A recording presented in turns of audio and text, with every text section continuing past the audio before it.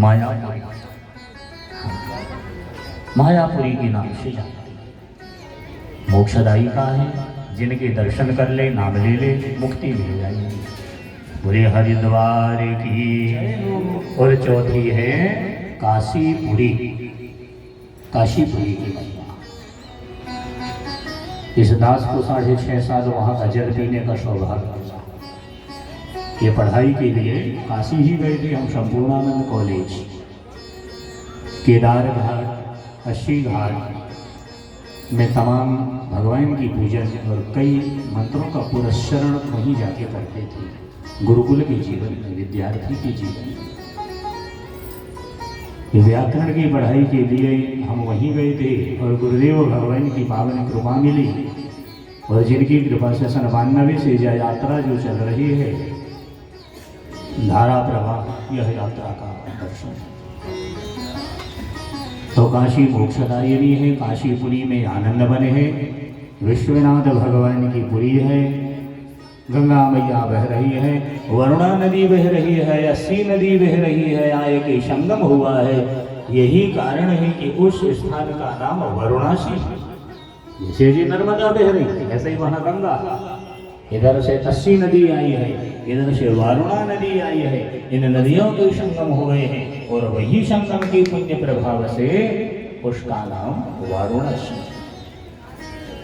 आनंद नाम का वन है, माता अन्नपूर्णा का दिव्य दरबार है, जहाँ भैरव आज भी अपनी कोतवाली की भूमिका को निभाया करते हैं। महाराज काशी जाने के 2 मील बच जाएं और भैरव जी का नाम लेके काशी में यदि प्रवेश कर लिया जाए तो कोई कष्ट नहीं आएगा, किसी प्रकार का संकट नहीं आएगा, क्योंकि काशी जी के आज भी प्रत्यक्ष कोतवाली श्री भैरव के हाथ में, आज भी प्रत्यक्ष। ऐसे श्री भैरव जहाँ विराजमान है, दिव्य नगरी है, काशीपुरी है, और काशीपुरी का दर्शन करना ही चाहिए। ये विद्या की भूमि है, जैसे अयोध्या वैराग्य की भूमि, मथुरा वृंदावन प्रेम की भूमि, ऐसे ही काशी विद्या की भूमि है, ज्ञान की भूमि। विश्वनाथ भगवान की राजधानी काशी है, महादेव भगवान की दिव्य नगरी है। ऐसी काशी जी के दर्शन करने से विद्या मिल जाती है, ज्ञान मिल जाता है, और काशी साक्षात मोक्षदायिका है। एक चींटी भी मरती है, भगवान के धाम को जाती है। काशी जी में जिनके प्राण निकलते हैं, दाहिना कान झुक जाता है। तारक मंत्र भगवान आज भी प्रदान करता है, तारक मंत्र हो जाता है, उद्धार हो जाता है। ऐसी काशी की साधारण भूमि नहीं है। अनेक पुण्यों के उदय होने में काशी के दर्शन होते हैं और दिव्य भगवान की पुरी के दिव्य दर्शन प्राप्त हो जाते हैं। ऐसी काशी नगरी मोक्षदायिनी नगरी। बोलिए काशीपुरी की।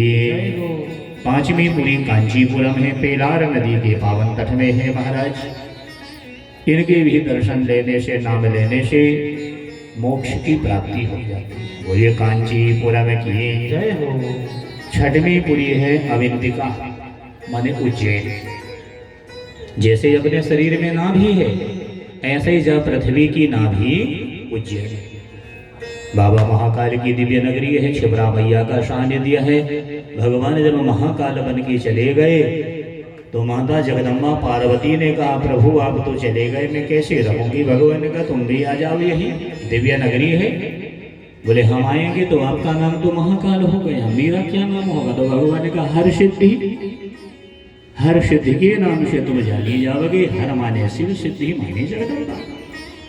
तो जहाँ भगवती जगदम्बा साक्षात माता पार्वती विराजमान है, शिवरा मैया का जल प्रवाह हो रहा है, ऐसी बाबा महाकाल की नगरी बसी है, जहाँ कुंभ की महिमा बताई गई है। जिस कुंभ के जो दर्शन कर लेता है, नमन कर लेता है, उस कुंभ में पहुंच जाता है, भगवत कृपा मिल जाती है। ऐसी महाकाल की नगरी अविंतिकापुरी श्री कृष्ण की विद्या भूमि है, श्री सुदामा की विद्या भूमि है। शांतिवन ब्राह्मण जहाँ रह करके विद्या अर्जन कराया करते थे, और यही भगवान गुरु सेवा करके लकड़ी लेने गए थे। महाराज गुरु जी की सेवा के लिए काष्टिक रेता लकड़ी लेने भगवान जंगल में,